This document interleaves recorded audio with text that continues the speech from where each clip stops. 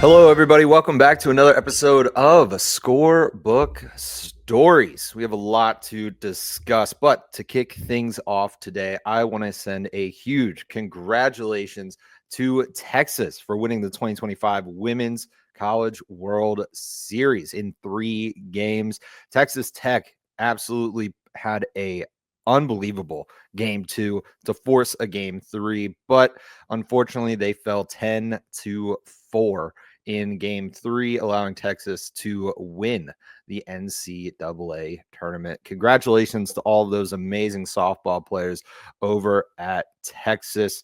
Hard fought season, well deserved.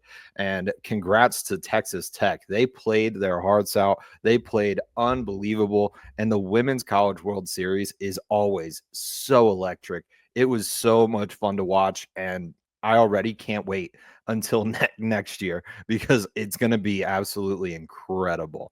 Looking at the NCAA Baseball College World Series, we are nearly to the College World Series. Coastal Carolina has already advanced. We're still waiting on the rest of the field. Other teams that, as of recording, have not been eliminated: UNC, Arizona, Oregon State, Florida State, Louisville, Miami, UCLA, UTSA, Murray State, Duke, LSU, West Virginia, Arkansas, and Tennessee. My pick to win the College Baseball World Series is out.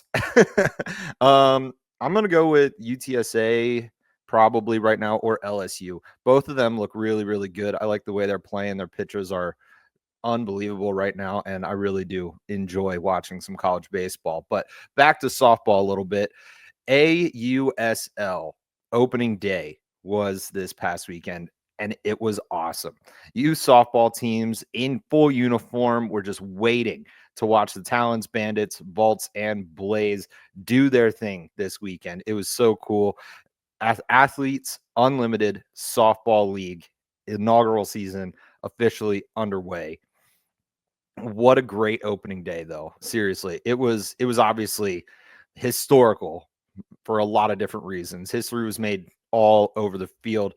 Facing Bandit starting pitcher Lexi Kilfoyle, Sierra Sacco crushed the AUSL's first home run and scored the first run of the season right over the left field fence. It was absolutely incredible. And it also happens that the left fielder was mic'd up for that play. So you heard her talking and just go, oh, and then the ball leaves the yard. It was incredible, but it was not enough because the Bandits would end up beating the Talon 3-1, that home run being the only run scored for the Talons. In the second game, played in Wichita, Kansas, it was pretty great game, deadlocked after 7 innings, but it was decided by a Mackenzie Clark 3-run homer over the scoreboard, and just great softball. They ended up winning with a 4-run 8th inning, 5-1. These games were awesome. 100% love it. I also really love that MLB is helping to build this league.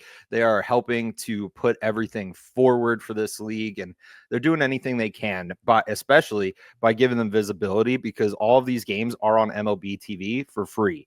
Like you don't need an MLB TV account. You don't need to pay for MLB TV. You can just watch them on MLB TV. Some of the games will also be on ESPN2, MLB Network, and ESPNU. These games are incredible. You can follow along on all of their socials at the AUSL official. It's a great league. I love what they're doing, and I can't wait to watch even more of this softball because it's electric. 7MM Sports is your hub for all things Seven Mountains Media Sports. You can watch the latest of Sports Talk with Steve Jones episodes. You can find what station you can listen to your favorite Penn State sports team on, and you can even get live social media updates all the time. All of these things are available along with every single show produced by Seven Mountains Sports over at 7mmsports.com. But moving over to the MLB a little bit here, the White Sox are being sold on June 5th. The Chicago White Sox announced that Jerry Reisendorf and Justin Ishida have reached long-term investment agreements that establish a framework for Ashiba to obtain future controlling interest of the White Sox. This team is not looking good. They haven't looked all that great for the past few seasons. Selling the team could put them on track to become a better franchise, possibly even contenders. I know the White Sox have a pretty good amount of decent prospects down in their farm system. So I'm looking forward to seeing what this new ownership could do with the Chicago White Sox. When is this deal going to actually take place? I don't 100% know when controlling interest will be transferred, but there is, I think I saw that it was planned for the 2027 season. I'm not 100% sure. I don't remember when controlling interest was supposed to be officially moved. But with a new owner, I think this could put the White Sox back on track because they are a struggling franchise.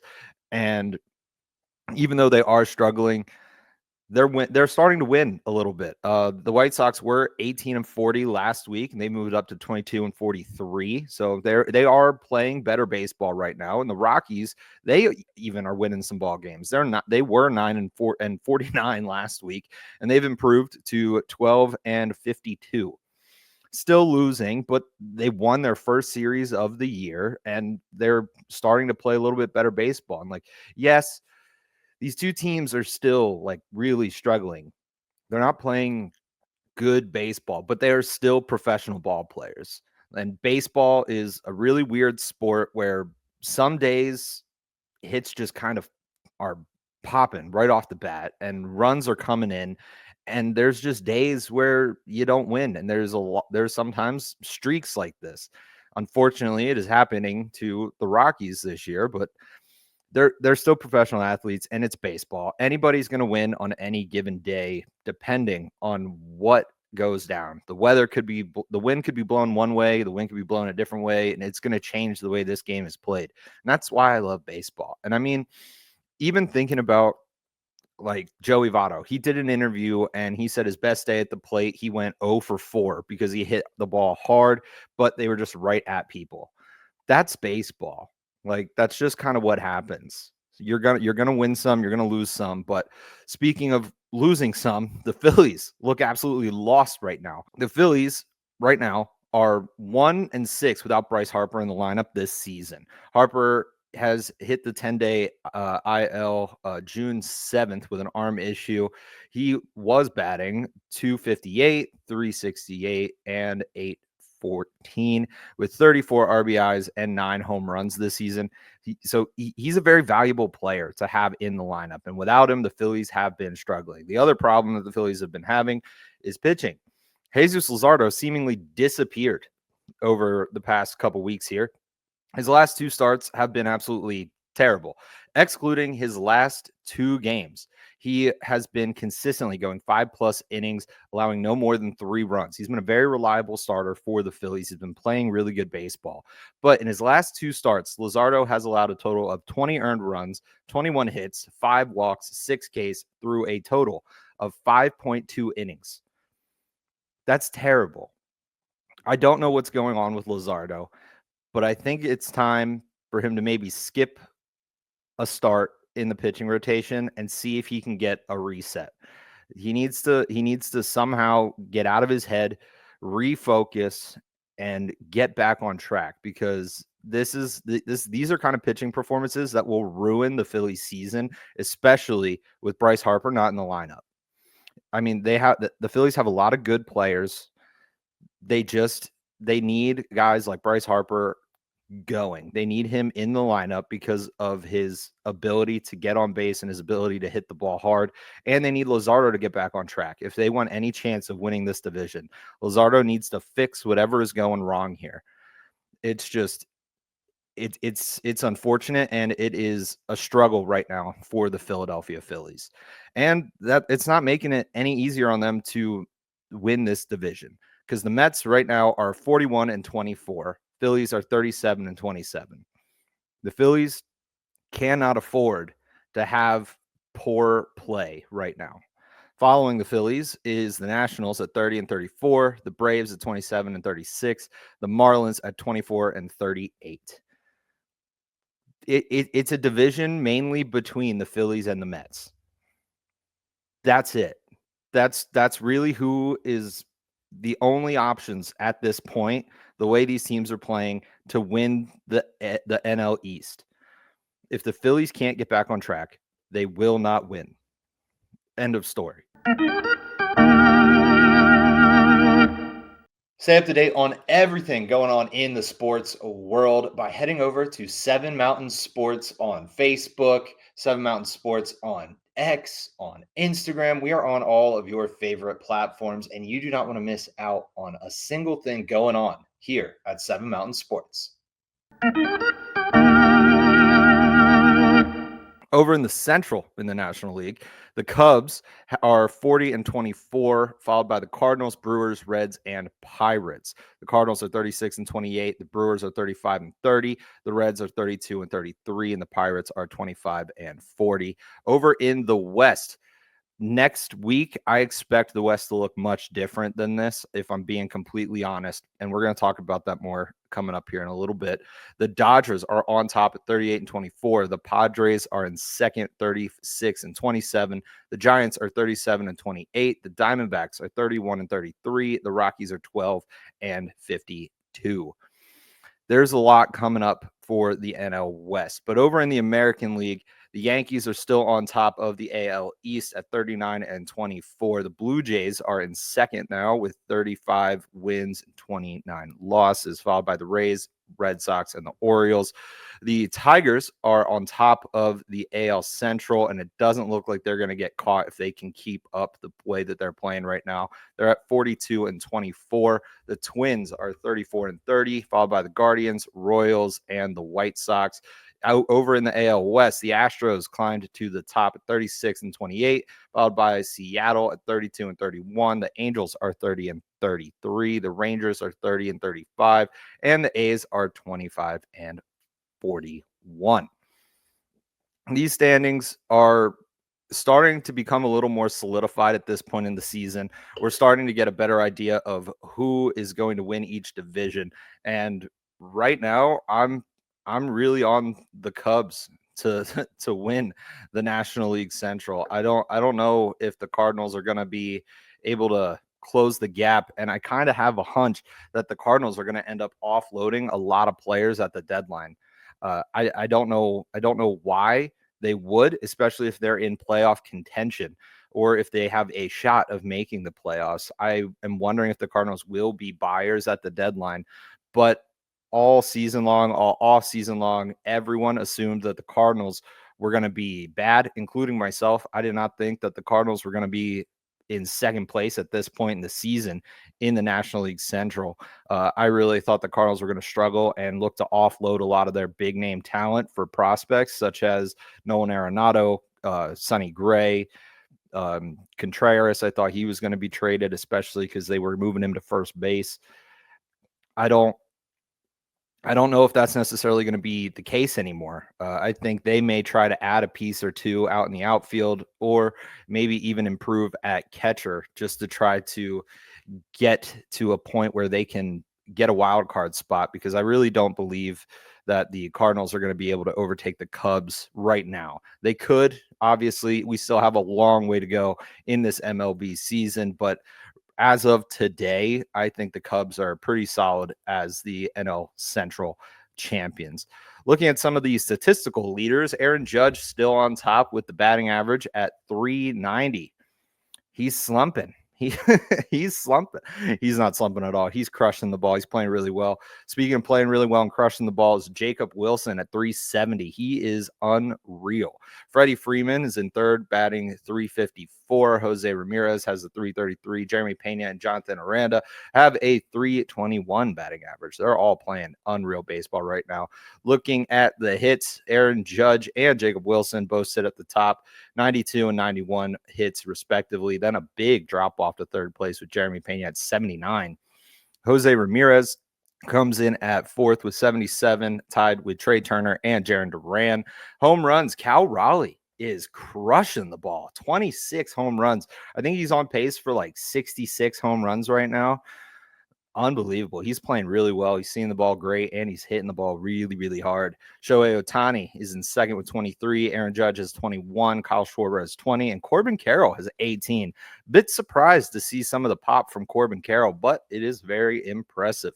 Looking at these stats for pitchers, Chris Bubic is leading ERA with a 1.43, followed by Nathan Eovaldi, who I contemplated leaving off this list because he's on the IL right now, but he has a 1.56.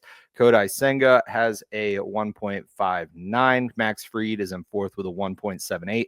And Hunter Brown rounds out the top 5 with a 1.82. Garrett Crochet leads in strikeouts with 110. Mackenzie Gore follows him with 108. Tarek Skubal, 105. Logan Webb, 101. And Carlos Rodon at 98.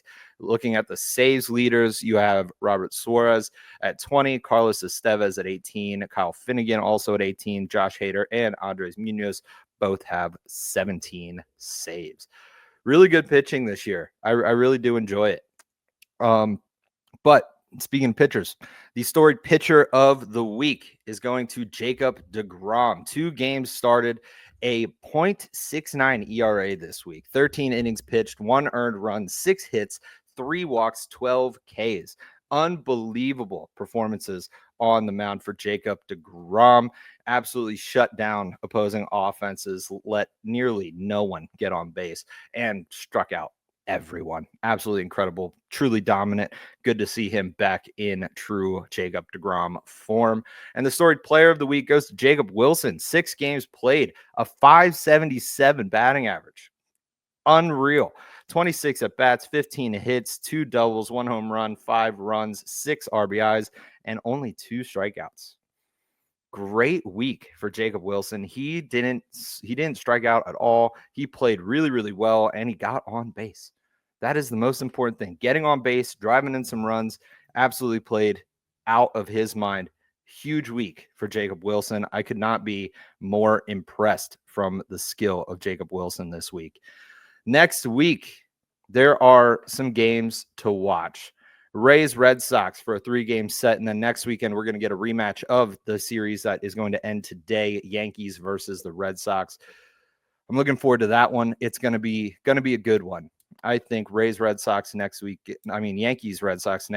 for a 3-game set is going to be just as exciting as this weekend. And the reason that I believe the NL West is going to look a lot different next week when we discuss baseball again is because the Dodgers will be taking on the Padres for a 3-game set. Then the Giants are heading to LA to take the Dodgers for a 3-game set. And we're going to talk about this more next episode. The Padres are going to be taking on the Dodgers in LA for a 4-game set. So the Dodgers' next 3 series will be Padres, Giants, Padres, who are 2 teams that are right on their heels in the NL West. I'm really looking forward to this series, and I think it's going to be a lot of fun with a lot of implications on how the NL West shakes out moving forward. Obviously, I still think the Dodgers are going to win the NL West, but with the Padres and Giants playing really good baseball right now, these next 3 series for the Dodgers are going to be very, very important. Thank you so much for tuning into this episode of Scorebook Stories. Make sure you're subscribed to the YouTube channel 7 Mountain Sports for every single episode, and listen anywhere you get your podcasts. And also, finally, don't forget to give us a follow at 7 Mountain Sports over on Facebook, Instagram, and X. Go watch some baseball.